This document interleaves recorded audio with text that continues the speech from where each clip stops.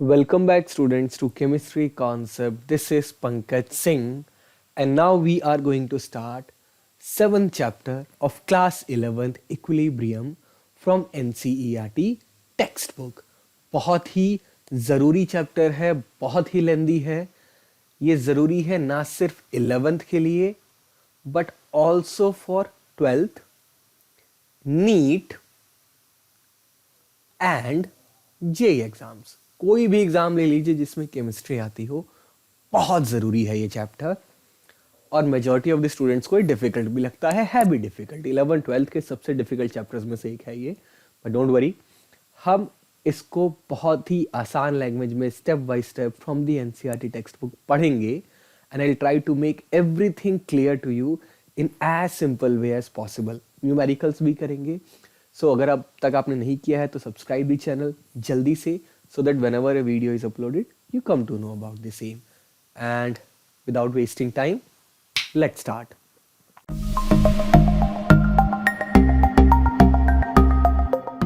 So सबसे पहला, सबसे basic question, what is equilibrium? है ना? इक्विलिब्रियम है क्या? क्या है ये? किस चीज का नाम है? कोई केमिकल है, कोई प्रोसेस है, या क्या है? तो let me tell you one thing for a very very simple way. Equilibrium is actually a state. ठीक है, एक स्टेट है, एक कंडीशन है, एक सिचुएशन है. Let me repeat. बच्चे से पूछते हैं कि इक्विलिब्रियम क्या है, तो कुछ लोग बोलते हैं एक रिवर्सिबल प्रोसेस है, कुछ लोग कुछ बोलते हैं. मैं आपको बताता हूं, नहीं, ये है एक स्टेट. किसकी state? State of a reversible process. खत्म बात. Okay, now what is a reversible process, which kind of state we are talking about. इसके लिए मैं आपको एक चीज दिखाता हूं, ध्यान से देखिएगा. See this. आपके सामने दो इमेजेस हैं. ये दोनों क्या रिप्रेजेंट करते हैं? इक्विलिब्रियम को. पहले की बात करते हैं. फर्स्ट में क्या हो रहा है? एक आदमी एक गधे को खींच रहा है और गधा उस आदमी को वापस खींच रहा है. Net process is 0. तो दोनों में से गधा कौन, वो बात की बात है. बट द सिनेरियो इज, यहां पर दो अपोजिट प्रोसेसेस काम कर रही हैं. इनफैक्ट दो अपोजिट फोर्स काम कर रहे हैं. एक इस तरफ और दूसरा गधे या घोड़े की तरफ. Net force cancel out. ये एक कंडीशन हुई इक्विलिब्रियम की. सो अच्छा, दूसरा वाला देखिए क्लास. इसको एक स्टैटिक इक्विलिब्रियम बोलेंगे. फर्स्ट वाले को स्टैटिक इसलिए क्योंकि कुछ हुआ नहीं, है ना, दोनों फोर्स ने एक दूसरे को कैंसिल कर दिया. और इस टाइप के इक्विलिब्रियम को आप पढ़ते हैं इन फिजिक्स. लेकिन हम फिजिक्स तो नहीं पढ़ रहे हैं, हम पढ़ रहे हैं केमिस्ट्री. केमिस्ट्री में एक नए टाइप का इक्विलिब्रियम होता है, that is called dynamic equilibrium. क्या दिख रहा है आपको? रिएक्टेंट्स में कुछ शुगर रखी है, प्रोडक्ट साइड में कुछ शुगर्स रखी हैं. ये दो चींटियां, दो एंड्स हैं, ये क्या करती हैं? ये इन्होंने शुगर क्यूब्स को उठाया और ले जाकर के अपोजिट डायरेक्शन में रख दिया. हो क्या रहा है? जब एक एंड प्रोडक्ट से रिएक्टेंट की तरफ आती है, एट द सेम टाइम दूसरी एंड जो है वो रिएक्टेंट से प्रोडक्ट की तरफ चली जाती है. कुछ खास चेंज नहीं होता, ना रिएक्टेंट कम होते हैं ना प्रोडक्ट्स इंक्रीज होते हैं. तो यहां पर भी इक्विलिब्रियम है, लेकिन ये इक्विलिब्रियम स्टैटिक नहीं है, ये इक्विलिब्रियम डायनामिक है. On the other hand, static equilibrium में कुछ नहीं होता, डायनामिक इक्विलिब्रियम में बहुत कुछ हो रहा होता है, बट नेट चेंज 0 हो जाता है. ठीक है, मुझे लगता है कुछ कुछ थोड़ा बहुत समझ में आया होगा. नहीं तो अभी आ जाएगा. दोबारा चलते हैं अपनी एनसीईआरटी बुक की तरफ. सो सी, देखिए होता क्या है कि प्रोसेसेस होती हैं दो टाइप की, एक स्टैटिक और दूसरी डायनामिक. सॉरी, प्रोसेसेस होती हैं दो टाइप की, एक रिवर्सिबल और दूसरी इरिवर्सिबल. ठीक है, तो पहली बात, equilibrium is applicable only for those processes which are reversible. Reversible मतलब लेट्स से एक रिएक्शन है जिसमें ए कन्वर्ट हो रहा है बी के अंदर, और कुछ टाइम बाद बी कन्वर्ट होने लगता है वापस ए के अंदर। ठीक है, ए कन्वर्ट हो रहा है बी के अंदर और बी वापस कन्वर्ट हो रहा है ए के अंदर। गुड। और जिस स्पीड से ए बी में कन्वर्ट हो रहा है, अगर उसी स्पीड से बी ए में कन्वर्ट होने लगे, मतलब rate of forward process is equals to rate of backward process.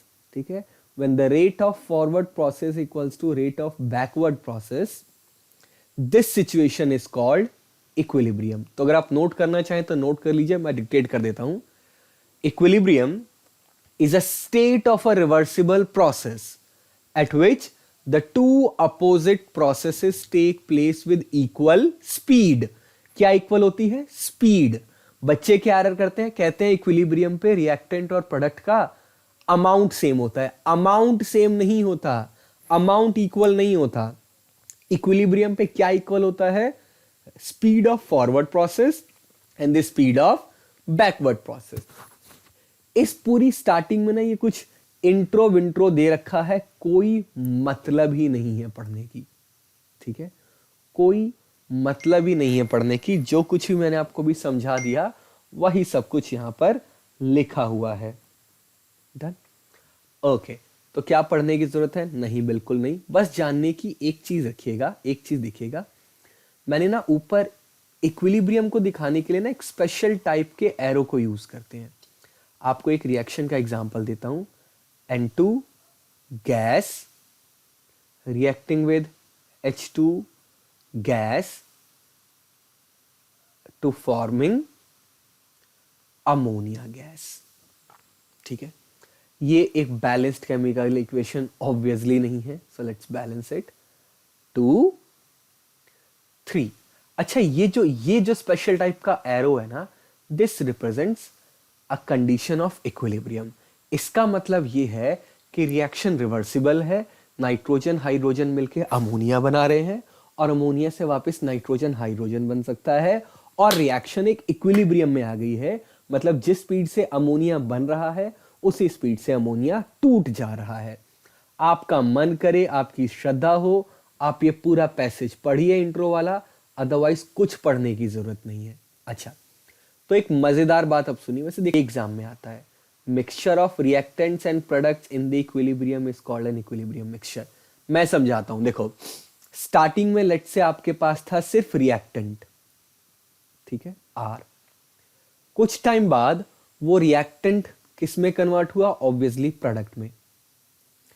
Reaction की स्टार्टिंग में आपके पास सिर्फ रिएक्टेंट था, अगर रिएक्शन खत्म हो जाती तो सारे रिएक्टेंट प्रोडक्ट्स में कन्वर्ट हो जाते, यानी आपके पास सिर्फ क्या बचता? प्रोडक्ट।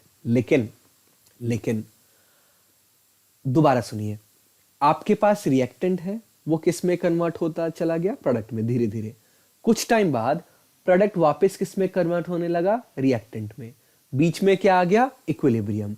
मतलब अब जिस स्पीड से रिएक्टेंट प्रोडक्ट में कन्वर्ट होता है उसी स्पीड से उतने ही टाइम में प्रोडक्ट रिएक्टेंट में वापस कन्वर्ट हो जाता है। मतलब रिएक्शन फंस गई एक लूप के अंदर। लूप याद है वो डोरमामू सुना है आपने? वो time bargaining, doctor strange loop में फंसा लेता है डोरमामू को, कुछ वैसा ही लूप। रिएक्टेंट्स एंड प्रोडक्ट्स आपस में लूप में फंस गए। अब ना तो रिएक्टेंट खत्म होएगा ना प्रोडक्ट सारा बनेगा, ये दोनों एक दूसरे में कन्वर्ट होते रहेंगे। कब के लिए? इनफाइनाइट के लिए। ऐसे ही चलता रहेगा जब तक कोई बार्गेनिंग ना हो जाए। तो एट इक्विलिब्रियम क्या हमारे पास सिर्फ रिएक्टेंट है? नहीं। क्या हमारे पास सिर्फ प्रोडक्ट है? नहीं। रिएक्शन की स्टार्टिंग में सिर्फ रिएक्टेंट था, अगर रिएक्शन खत्म हो जाती तो खाली प्रोडक्ट बचता। लेकिन इक्विलिब्रियम एक बीच की स्टेट है जहां पे रिएक्टेंट भी होएगा, प्रोडक्ट भी होगा। तो इस मिक्सचर को बोलेंगे equilibrium mixture. The mixture of reactants and products in the equilibrium state is called equilibrium mixture. ठीक है, और मजेदार बात जो यहां पे लाइन से लिखी हुई है, equilibrium can be established for both physical processes as well as chemical processes. Physical process में भी है, केमिकल में भी है। ठीक है, और जैसा भी मैंने आपको बताया, equilibrium is dynamic in nature. ठीक है, देखो यहां पे क्या है, when the reactants in a closed vessel, when the reactants in a closed vessel at a particular temperature react to give products, the concentration of reactants keeps on decreasing while those of products keep on increasing for some time, after which there is no change in the concentration of either of the reactants or products. This stage of system is the dynamic equilibrium and rate of forward reaction equals to rate of backward reaction. वो सब कुछ वही बताया हुआ है जो भी हमने डिस्कस किया कि equilibrium is not static, it is dynamic in nature. Starting में रिएक्टेंट प्रोडक्ट में कन्वर्ट होगा, रिएक्टेंट की कॉन्सेंट्रेशन कम होगी, प्रोडक्ट की कॉन्सेंट्रेशन इंक्रीज होगी. एक टाइम आएगा जब दोनों की कॉन्सेंट्रेशन कांस्टेंट हो जाएगी, ना रिएक्टेंट डिक्रीज होगा ना प्रोडक्ट इंक्रीज होगा. This situation is called equilibrium. And this equilibrium is not static, it is dynamic in nature. Change is actually taking place, although हमें कुछ दिख नहीं रहा है, सब कुछ constant हो गया है, but it is not static. The change is actually happening. इस चैप्टर में बेसिकली हम लोग 3 टाइप के इक्विलिब्रियम पढ़ेंगे.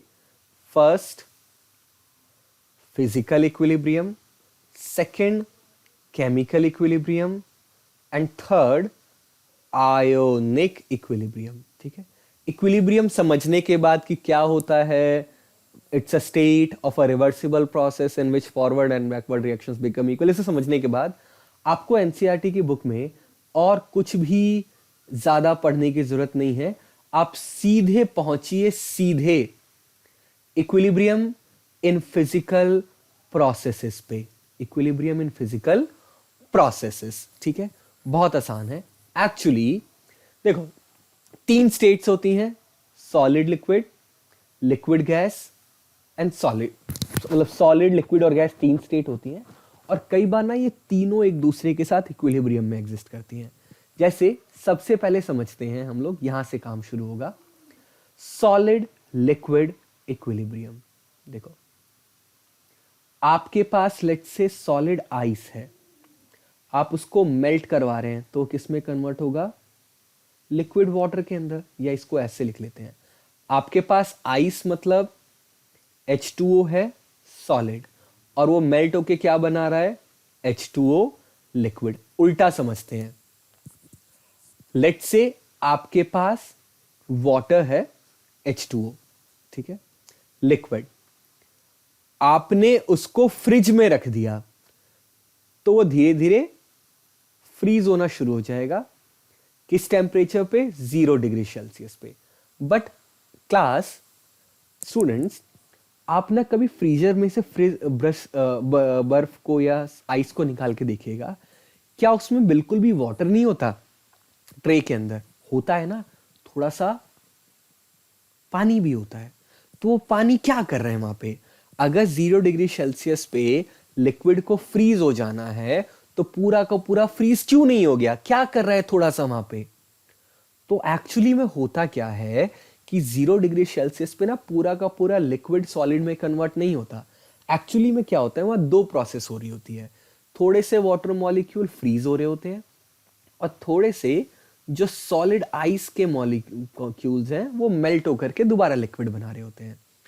और 0 डिग्री सेल्सियस पे ये जो दोनों फ्रीजिंग, दो अपोजिट प्रोसेसेस हैं, फ्रीजिंग एंड मेल्टिंग, ये दोनों एक स्पीड के साथ हो रही होती है. मतलब जिस स्पीड से लिक्विड वाटर फ्रीज हो रहा होता है उसी स्पीड से सॉलिड वाटर मेल्ट होने लगता है. तो 0 डिग्री सेल्सियस पे लिक्विड और सॉलिड दोनों एक साथ एग्जिस्ट करते हैं. 0 से नीचे पूरा आइस मिलेगा, सॉलिड मिलेगा, 0 के बाद पूरा लिक्विड मिलेगा, वाटर मिलेगा. लेकिन 0 डिग्री सेल्सियस पे आपको दोनों मिलेंगे इक्वल अमाउंट पे. और ये एक एग्जांपल हुआ solid liquid equilibrium. Sorry, equal amount में नहीं, कांस्टेंट अमाउंट में दोनों का कन्वर्जन रेट इक्वल होगा. And this is called a solid liquid equilibrium. और इसके साथ ही हम लोग मेल्टिंग पॉइंट और फ्रीजिंग पॉइंट की डेफिनेशन को दोबारा डिफाइन करते हैं. देखिए, तो फ्रीजिंग पॉइंट वो टेम्परेचर नहीं है जहां पे लिक्विड स्टार्ट्स फ्रीजिंग. ये वो टेम्परेचर है जहां पे liquids and solids are in equilibrium. यही फ्रीजिंग पॉइंट के भी डेफिनेशन है और यही मेल्टिंग पॉइंट की भी डेफिनेशन है। देखें यहां पे, ये रही definition. The temperature at which the solid and liquid phases are at equilibrium is called its normal melting point और नॉर्मल फ्रीजिंग पॉइंट। ठीक है, तो आज के बाद मेल्टिंग पॉइंट आप वो नहीं बोलेंगे जिस टेम्परेचर पे सॉलिड मेल्ट होना शुरू हो, या फ्रीजिंग पॉइंट वो नहीं बोलेंगे जिस टेम्परेचर पे लिक्विड फ्रीज होना शुरू हो। It is the temperature at which solid and liquid phases are in equilibrium, or at the boiling point rate of freezing equals to rate of melting। ठीक है, ये देखिए, both the opposing processes occur simultaneously, both the process occur at the same rate so that the amount of ice and water remains constant। इसका दूसरा example liquid और vapour equilibrium का। Actually होता क्या है कि आप लिक्विड को हीट करना शुरू करें तो लिक्विड के वाटर इवेपोरेट होते हैं और कुछ टाइम बाद वो वेपर्स वापस कंडेंस होकर के लिक्विड बना लेते हैं। ठीक है, तो यहाँ पे अगेन दो प्रोसेसेस हो गई, एक इवेपोरेशन, दूसरा कंडेंसेशन। अगर किसी टेम्परेचर पे रेट ऑफ इवेपोरेशन और रेट ऑफ कंडेंसेशन इक्वल हो जाए तो उसे बोलेंगे boiling point of the liquid. That will be condition of an equilibrium. Yes, तो बॉइलिंग पॉइंट का मतलब वो टेम्परेचर नहीं है जहां पे liquid starts boiling. The new definition is boiling point is the temperature at which rate of evaporation equals to rate of condensation. देखिए, rate of evaporation equals to rate of condensation. ठीक है, see, rate of evaporation equals to rate of condensation। ठीक है, so now we need to define the boiling point once again and let me see यहाँ पे इन्होंने boiling point की नई definition कहाँ दिया या दी भी नहीं है।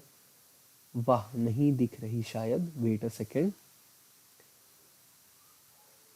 कोई बात नहीं, आप लिख लीजिए the temperature at which the liquid and vapor phase are in equilibrium is called boiling point of the liquid। ठीक है, in the same way solid और वेपर भी एक दूसरे में मतलब इक्विलिब्रियम पे एग्जिस्ट कर सकते हैं। कब? जब सब्लिमेशन होता है। कोई नई चीज नहीं है। जो सबसे अच्छी चीज का आपको पढ़नी है वो है इक्विलिब्रियम इन सॉल्यूशंस। देखिए, अब मैं आपको टू दी पॉइंट बताऊंगा, एकदम टू दी पॉइंट, और उसके बाद अपना ये फिजिकल इक्विलिब्रियम या इंट्रोडक्शन वाला पार्ट खत्म। और मैं सच बता दूं, इसमें से कुछ एग्जाम में आता भी नहीं है, बट जानना है हमें। एनसीईआरटी में गिवन है, इंट्रो पार्ट है तो जानना है। ठीक है, देखिए, जब भी आप किसी चीज को वाटर में डिसॉल्व करते हैं ना, किसी सॉल्यूट को, तो उस प्रोसेस को बोला जाता है डिसोल्यूशन। ठीक है, लेकिन कुछ पार्टिकल जब आप डिसॉल्व करते हैं तो अंदर ना डिसॉल्व सॉल्यूट पार्टिकल्स आपस में कोलाइड होते हैं और कई बार एक दो पार्टिकल सरफेस की तरफ बाहर निकल आता है। इस प्रोसेस को बोलते हैं क्रिस्टलाइजेशन। ठीक है, अब जैसे जैसे कोई भी चीज डिसॉल्व करते रहेंगे, स्टार्टिंग में तो ज्यादा डिसॉल्व होगी, लेकिन धीरे धीरे उसका rate of dissolution, rate of dissolving कम होता चला जाएगा। On the other hand rate of crystallisation बढ़ता चला जाएगा। ठीक है, अब देखिए, दो टाइप के सॉल्यूशंस होते हैं। एक होता है अनसैचुरेटेड सॉल्यूशन। अनसैचुरेटेड सॉल्यूशन में क्या होगा कि rate of dissolution is more than rate of crystallisation, लेकिन धीरे धीरे रेट ऑफ डिसोल्यूशन कम होता चला जाएगा, रेट ऑफ क्रिस्टलाइजेशन बढ़ता चला जाएगा, और एक टाइम आएगा जब सॉल्यूशन क्या हो जाएगा, saturated. And for saturated solution, rate of dissolution equals to rate of crystallization। ठीक है, तो आज के बाद जो हम कहते हैं ना कि सैचुरेटेड सॉल्यूशन इज वन जिसमें हम और सॉल्यूट डिसॉल्व नहीं कर सकते। क्यों नहीं कर सकते? क्योंकि अब जैसे ही कोई सॉल्यूट डिसॉल्व करोगे, एट द सेम टाइम उतना ही सॉल्यूशन में से बाहर आ जाएगा, because rate of dissolution equals to rate of crystallisation. आपको देखने में लगेगा कि कुछ हुआ ही नहीं है, बट एक्चुअली ऐसा नहीं है। The equilibrium is not static, it is dynamic in nature. ठीक है, तो इतनी सी बात थी, छोटी सी। और कुछ काम का हो तो देखते हैं, नहीं तो अगली वीडियो में हम लोग बात करेंगे general characteristics of equilibrium involving physical processes, और फिर हम केमिकल इक्विलिब्रियम के बारे में थोड़ा सा पढ़ेंगे। So stay tuned and don't forget to share this video with your friends also, और अगर अब तक नहीं किया है तो सब्सक्राइब द चैनल। एंड कोई भी डाउट है, कैसा भी डाउट है, you can always ask in the comment section.